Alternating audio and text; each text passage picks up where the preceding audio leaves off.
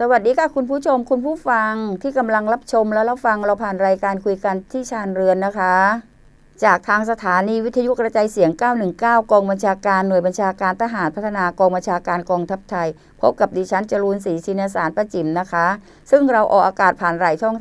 ทางแรกก็คือระบบ FM 99.5 เมกะเฮิรตซ์ระบบ AM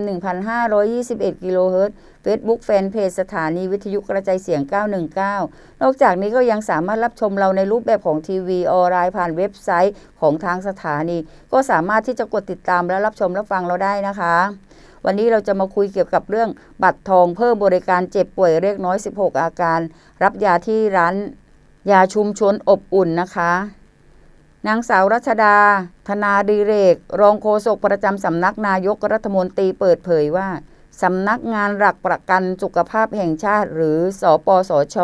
ร่วมกับสภาเภสัชกรรมเพิ่มทางเลือกใหม่ในการดูแลผู้ใช้สิทธิ์บัตรทองให้บริการรับยารักษาอาการเจ็บป่วยเล็กน้อย16อาการที่ร้านยาชุมชนอบอุ่นใกล้บ้านนะคะที่เข้าร่วมกว่า500แห่งทั่วประเทศให้ประชาชนสังเกตร้านยาเข้าร่วมติดสติ๊กเกอร์ด้านหน้าร้านยาคุณภาพของฉันซึ่งจะเริ่มให้บริการเร็วๆนี้นะคะโดยบริการทางเลือกจะครอบคลุมอาการเจ็บป่วยเล็กน้อย16อาการตามมาตรฐานการให้บริการเภสัชกรรมปฐมภูมิโดยสภาเภสัชกรรมได้แก่อาการปวดหัวเวียนหัวปวดข้อเจ็บกล้ามเนื้อไข้ไอเจ็บคอปวดท้องเสียท้องผูกถ่ายปัสสาวะขัดปัสสาวะลำบากปัสสาวะเจ็บ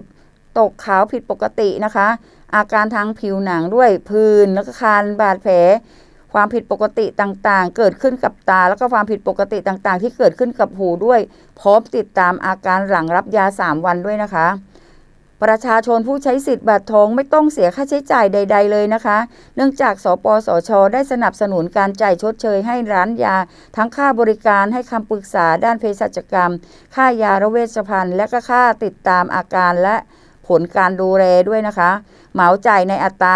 180 บาทต่อครั้งค่ะส่วนร้านยาชุมชนอบอุ่นที่ร่วมให้บริการก็จะต้องผ่านการอบรมและควบคุมโดยสภาเภสัชกรรมขณะนี้มีจำนวนกว่า500แห่งแล้วนะคะสำหรับขั้นตอนการเข้ารับบริการก็มี2รูปแบบค่ะก็คือ 1. คนใช้สิทธิ์บัตรทองติดต่อไปยังสปสช.ผ่านสายด่วนสปสช.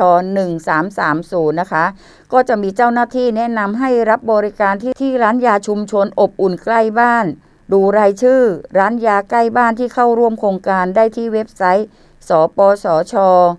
www.nhso.go.th หรือสังเกตสติ๊กเกอร์ติดด้าน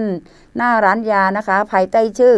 ร้านยาคุณภาพของฉันให้บริการเจ็บป่วยเล็กน้อยหลังจากนั้นเมื่อผู้ป่วยสิทธิบัตรทองมาที่ร้านยานะคะเภสัชกรก็จะคัดกรองสิทธิคนไข้ให้คำแนะนำแล้วก็ให้ยารักษาตามอาการค่ะหรือแนะนำให้พบแพทย์เมื่อรับยาจากร้านยาแล้วใช่ไหมคะเภสัชกรก็จะติดตามอาการของผู้ป่วยภายใน